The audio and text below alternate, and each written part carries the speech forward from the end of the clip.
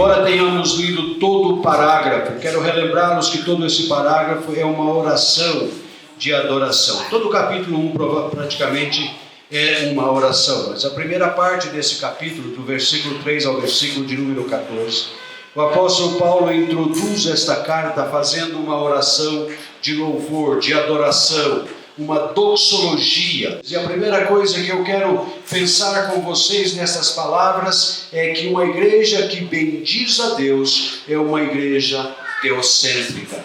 Uma igreja que bendiz a Deus, ou uma igreja que entende quem é Deus, torna-se uma igreja completamente teocêntrica, onde Deus se torna o centro da existência desta comunidade. Por isso o apóstolo Paulo começa esta carta bendizendo a Deus, ou seja, lembrando àqueles irmãos quem é Deus.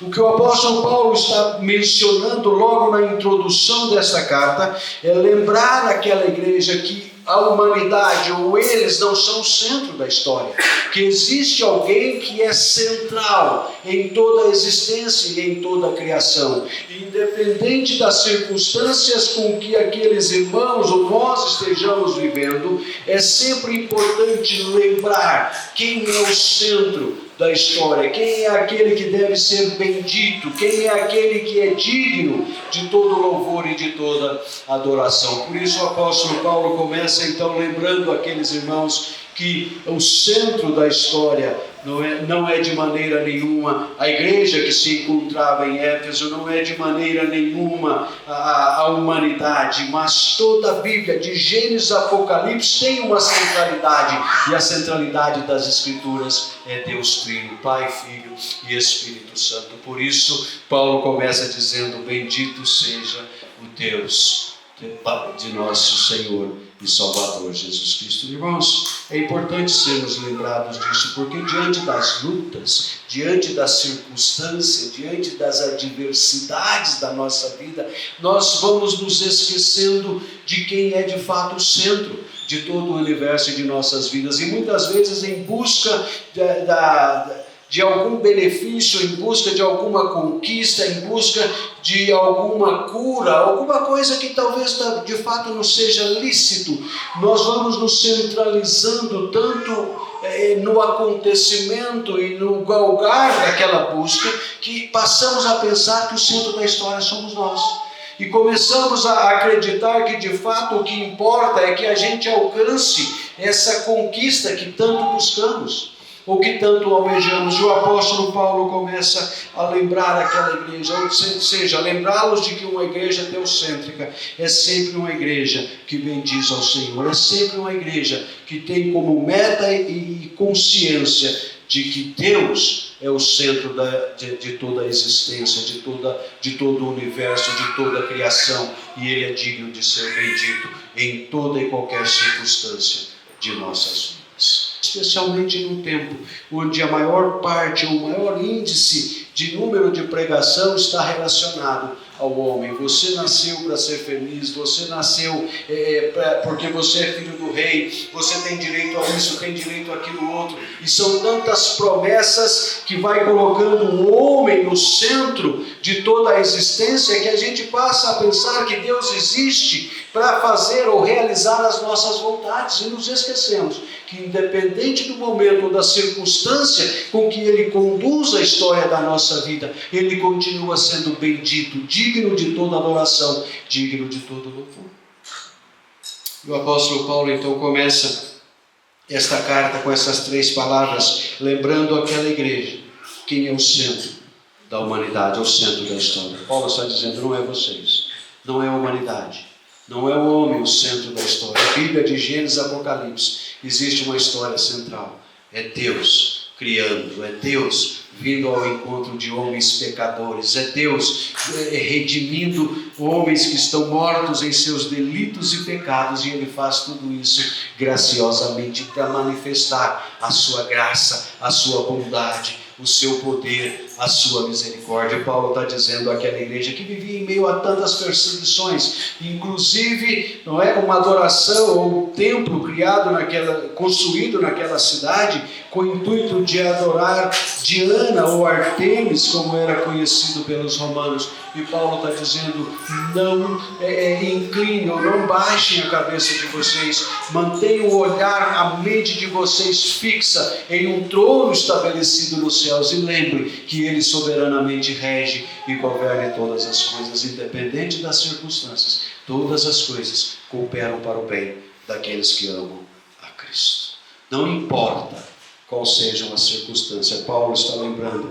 Lembre-se, em primeiro lugar, de bendizer a Deus. Ele é o centro da humanidade. Mas Paulo não nos lembra somente, não é com essas palavras, que Deus é o centro da humanidade. Ele também nos lembra, ou lembra aquela igreja, não é, pelo porquê nós fomos criados. E Paulo lembra aquela igreja, não é, que eles foram criados para bendizer a Deus. Qual é o fim principal do homem? O fim principal do homem é glorificar a Deus e gozar dele para sempre. O apóstolo Paulo faz isso quando diz, bendito seja Deus, lembrando aquela igreja e lembrando a nós, que servimos um Deus que rege soberanamente o universo e que fomos criados para sermos lembrados ou para adorar esse Deus que rege todo o universo. Queridos, quantas vezes, diante da circunstância, diante dos momentos que nós enfrentamos, nós nos esquecemos de que fomos criados para a glória de Deus, especialmente nos momentos de sofrimento, nos momentos em que às vezes não conseguimos compreender o que Deus está fazendo.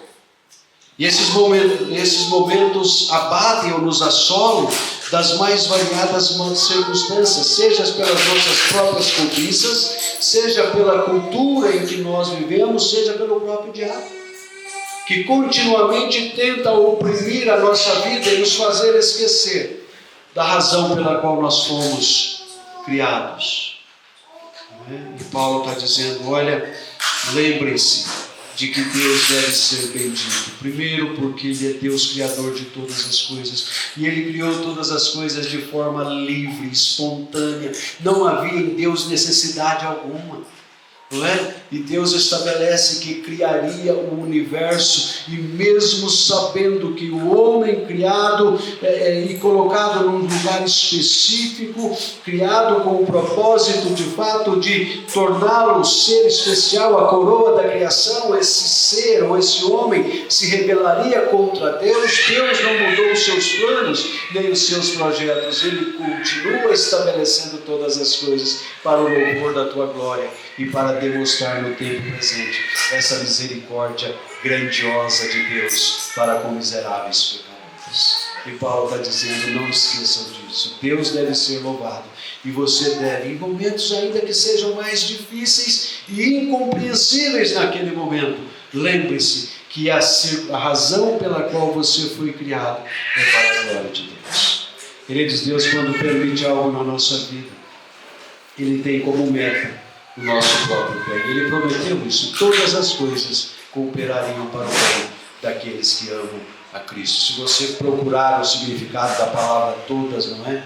Você vai perceber que é de fato todas as coisas. Não há como, todas as coisas com exceção disso. Não, todas as coisas são todas as coisas. Quer caminhando, e eu gosto muito dessa ilustração, como diz o Davi no Salmo 23, quer andando por pastos verdejantes, quer tendo refrigério nas nossas almas, quer tendo por pastos verdejantes usar águas tranquilas, quer caminhando pelo vale da sombra da morte, as Escrituras diz, o pastor se faz presente. A diferença na vida do que Davi está dizendo naquele versículo não é a circunstância na vida das ovelhas, mas a presença do pastor. E Paulo está dizendo aqui nesta carta que Deus é bendito e nós devemos adorá-lo, porque Ele prometeu estar conosco em cada momento e circunstância da nossa vida.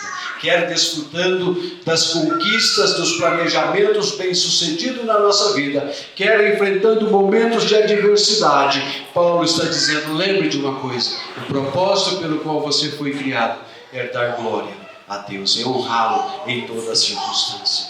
não é? E nós às vezes nos esquecemos. Por quê? Porque uma quantidade massiva de mensagens vem tentando torcer aquilo que Deus é e nos tornar o centro da existência, o centro da história. Às vezes passamos por um momento de adversidade e a gente se torna cabisbaixo, não é? A gente pergunta: Deus, por que é que de fato isso acontece comigo e não aconteceu com fulano? Começamos a comparar a nossa vida com outras pessoas, enquanto a Bíblia diz: olha, lembre-se de uma coisa, Deus faz todas as coisas de forma soberana, de forma sábia, de forma intencional, de forma proposital, e nada, absolutamente nada, foge desse plano e dos desígnios de Deus. Não há diabo que possa mudar os desígnios de Deus. Mas nós nos esquecemos. O apóstolo Paulo está dizendo, começa aquela carta lembrando aqueles irmãos não apenas do tempo que permaneceu lá, ensinando-os a sã doutrina, mas lembrando que Deus é digno de toda a honra e de toda a glória, e que nós fomos criados, não é, para a glória de Deus. Isso me faz lembrar de um exemplo, né, que nós temos lá em Atos, o que leva o apóstolo Paulo, depois de ser açoitado em praça pública, lançado num cárcere, atado às correntes, ele e Silas, e com as costas ardendo, bem provavelmente cortada aquelas varas ou chicotes com que foram açoitados, e eles, ao invés de começar a questionar por que é que estavam passando por aquela situação, o que eles fazem? Eles louvam a Deus na prisão. E lá naquela prisão Deus tinha um propósito, não é? De salvar um carcereiro com a sua família. E por que isso aconteceu? Porque o apóstolo Paulo entendeu que ele não era o centro da história, que ele era apenas alguém que Deus estava usando com bondade e graça para glorificar a Deus. E existem inúmeros exemplos na Escritura, né? Poderíamos falar de José, poderíamos falar do apóstolo Pedro, segundo diz a cultura, não é? De que ele foi crucificado de cabeça para baixo, iam crucificá-lo como Cristo, e ele diz: não façam isso, eu não sou digno. E aí inverteram a cruz. Homens que tinham consciência da razão, e se lermos Hebreus capítulo 11, pela fé alguns fecharam boca de leões, saltaram muralhas, conquistaram cidades.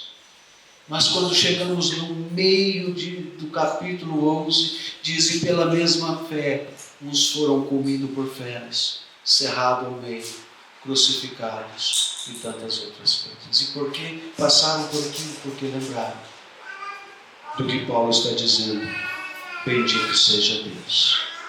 Se Deus conduzir-nos a mais variado lugar, lembre-se desse fato, Deus o está colocando naquele lugar com um propósito único: glorificar a Deus. E enquanto você glorifica a Deus e vai bendizendo a Deus, Ele vai cumprindo o propósito pelo qual Ele te colocou naquele lugar. O apóstolo Paulo nos lembra aquela igreja dessa verdade, e posteriormente nos lembra também desta verdade. Por isso o apóstolo Paulo pode escrever a igreja de Filipos, no capítulo 4, versículo 11 a 13, dizendo: digo isto não por causa da pobreza, porque aprendi a viver contente com toda e qualquer situação. Tanto sei ser humilhado, como eu ser também honrado. De tudo e em todas as circunstâncias já tenho experiência, tanto na fartura como na fome, assim na abundância como na escassez. Tudo posso naquele que me fortalece. Quero vivendo momentos, como diz o apóstolo Paulo, que aprendeu a dar graças, momentos de abundância, de alegria, e dormindo em hotel naquele tempo 5 estrelas, que é dormindo debaixo da ponte ou no cárcere. Ele diz: eu aprendi que a razão da minha existência não sou eu, mas aquele que faz todas as coisas para me ouvir. E aí ele pode chegar no final. Eu sinto, é interessante como é que essa postura de Paulo me encoraja. Quando Paulo, e eu fico pensando, não sei se você para imaginar, o nosso problema de de termos a Bíblia, às vezes, o que eu quero dizer, entre parênteses, entenda bem quando eu digo problema, é que nós nos familiarizamos tanto com a Escritura, que nós às vezes começamos a ler e lemos desatentos, porque se você vai ler a história de Jó, você já sabe o que acontece no final. Se você vai ler a história de Paulo, você faz a mesma coisa. Se você vai ver a vida de Jesus, está bem, ele ressuscitou, está sentado. E a gente vai fazendo às vezes, não é o que eu chamo, e a gente vai falar isso daqui uns dias numa mensagem, de ruído branco. O que é ruído branco? É acostumarmos com os ruídos que acontecem, e quando nos familiarizamos com eles continuam lá, mas a gente não mais dá conta desses fatos. Eu lembro de uma época em que eu morei perto de uma linha de trem de ferro. Rapaz, quando era 3 horas da manhã passava o trem, a primeira noite, ainda, porque tinha um cruzamento a uns 500 metros, e ele tocava a buzina por causa do cruzamento, eu quase vazei o teto para cima da casa. Com uns 3, 4 meses, nem lembrava que trem passava lá no fundo. E às vezes fazemos isso com a Escritura. A gente lê, mas os ruídos ficam e a gente para. Mas o apóstolo Paulo pode chegar no final da sua vida e ele diz para Timóteo: Timóteo, olha, eu já fui avisado, Deus já me falou que eu vou ser decapitado. Eu estou sendo oferecido agora como libação, como um sacrifício sendo derramado para esse Deus. E eu fico pensando se no julgamento, quando o apóstolo Paulo diz: olha, o meu julgamento aconteceu, mas ninguém compareceu. Eu olho para o apóstolo Paulo plantando tantas igrejas em tantos lugares, escrevendo cartas que hoje de fato continuam edificando a igreja, fortalecendo as nossas vidas, e no momento em que foi julgado ele diz: ninguém compareceu, mas Deus se fez presente. Não tem problema, Deus estava presente. E quando ele tem a notícia de que seria decapitado, ele escreve uma última carta para o seu filho na fé, que provavelmente é conhecido como a última carta. Eu imagino, quem sabe, Nero, o Sinério, o pessoal da corte romana, pensando: agora sim, Paulo vai de alguma maneira reclamar, não é? O cara que sofre naufrágio, açoites, vai preso e apedrejado, desce pelo cesto porque querem matar querem tirar a vida. No final da vida nós vamos ver Paulo agora nós vamos ver ele reclamar da vida. E Paulo pega uma caneta e diz: olha, Timóteo, combati o bom combate, completei a carreira. Essa é a palavra final da apóstolo. Ele diz: olha, e o justo juiz me tem guardado a coroa, qual não é somente a mim, mas para todos aqueles que amam a Cristo e a sua vida. Sabe por que o apóstolo Paulo pode de fato fazer isso? Porque ele tem um coração tão agradecido diante dos fatos que ele enfrenta, porque ele entendeu quem é Deus. Porque ele entendeu que, independente da circunstância com que Deus conduzisse a história da sua vida, ele o estava fazendo para a glória dele e para o bem do apóstolo Paulo. Queridos, coração agradecido tem sido uma das maiores dificuldades da igreja no tempo presente. Às vezes, diante das assolações que enfrentamos, das dificuldades que enfrentamos, nós somos tendenciosos a nos esquecer desse Deus e a começar a olhar para aquilo que não temos alcançado, seja prêmios, seja projetos, seja conquistas, e começamos a olhar achando que o centro da história somos nós, que o nosso sucesso é mais importante do que a glória de Deus, que nós somos mais importantes do que de fato glorificar a Deus. Eu fico pensando quantas vezes temos a oportunidade de exaltar e glorificar a Deus estando numa circunstância adversa, e nós às vezes nada mais fazemos do que murmurar e reclamar, de nos deixar abater pela circunstância, enquanto a pessoa que Deus colocou ao nosso lado Precisava ouvir dos nossos lábios uma palavra de confiança, dizendo, independente da circunstância, que Deus conduz a história da minha vida. Eu sei que Ele está trabalhando, porque Ele prometeu fazê-lo, trabalhar a favor daqueles que nele confiam. Não sei qual o propósito, mas eu sei de uma coisa: Deus é fiel.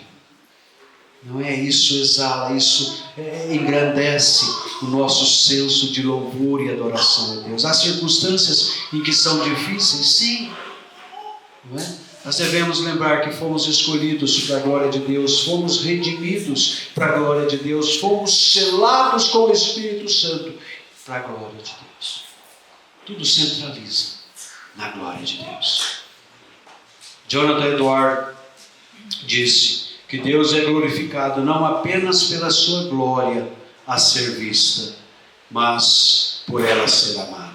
O que ele está dizendo é, quando nós amamos a glória de Deus, quando nós de fato entendemos isso, nosso coração se dilata, e independente da circunstância, nós adoramos a Deus, nós somos gratos a Deus, nós damos a Ele a honra e a glória da qual Ele é digno.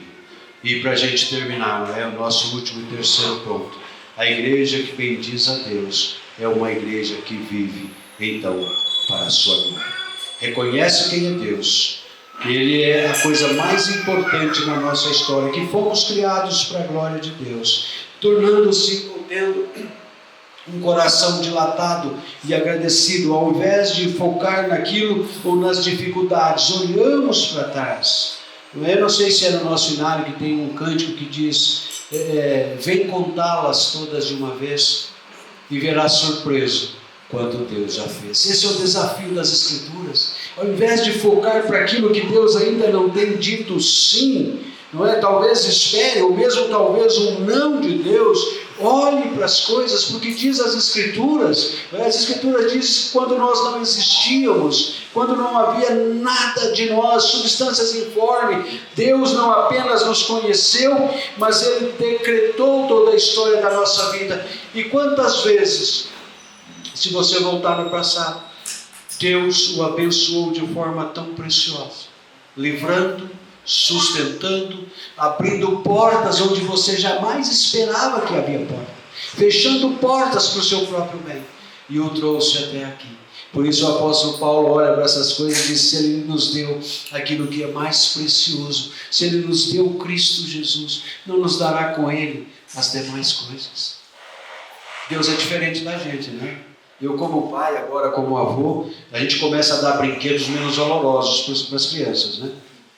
Mais baratinho, vai rasgar mesmo, vai quebrar mesmo, e a gente vai. À medida que ele vai crescendo, ele vai dando coisas mais caras.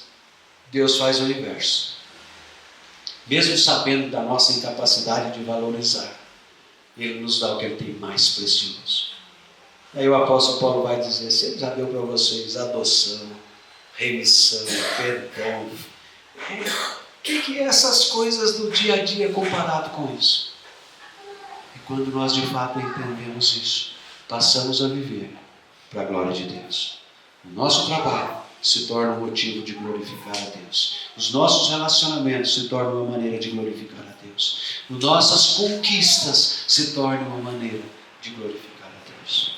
E é isso que o apóstolo Paulo diz àquela igreja. E é isso que as Escrituras nos ensinam. Vivermos para a glória de Deus. De fato, termos o coração agradecidos a Deus por tudo aquilo que Ele fez, está fazendo e fará nas nossas vidas. E então vivermos em cada circunstância para a glória de Deus. Conclusão, queridos. Em Efésios 1:3, é mais do que uma declaração teológica. É um chamado à adoração verdadeira. Paulo está nos convidando a sair do centro da nossa própria história e colocar Deus no lugar que lhe é devido. Deus é o mais importante. Sua glória é o propósito maior. Fomos criados para Ele, por Ele e para a sua própria glória. Que o nosso culto, nossa comunhão, nossa missão e nossas vidas, tudo seja para a glória de Deus. Aplicação prática para a nossa vida. Avalie o seu coração. que você mais valoriza? O que é mais importante na sua vida? Deus é realmente o centro da sua vida? Segundo, viva para a glória de Deus. Seja no trabalho, seja na família, seja nos relacionamentos. Viva com o propósito de refletir Cristo para a glória de Deus. Terceiro, adore com profundidade. Que a sua adoração não seja centrada em bênçãos recebidas, mas em quem Deus é. Em quarto, ensine esta verdade. Forme sua família, seus filhos e a igreja com a convicção de que fomos criados para glorificar a Deus.